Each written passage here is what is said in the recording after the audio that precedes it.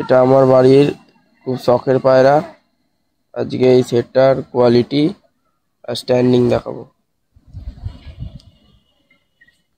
প্রথমে নটটা দেখে নিন বন্ধুরা, আর কোয়ালিটি, চোখের কোয়ালিটি।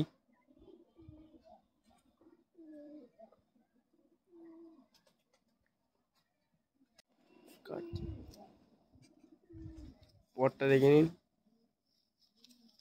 এগুলো শুধুমাত্র ব্রিডিং এর জন্য,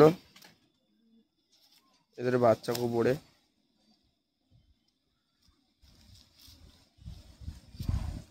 এবার আপনাদেরকে মাদিটা শো করাচ্ছি। এই যে মাদির পর,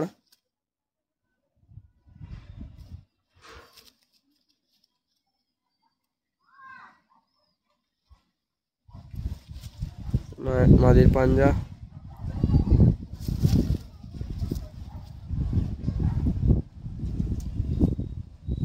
কারোর যদি এই পেয়ারের বাচ্চা লাগে কমেন্টে জানাবে।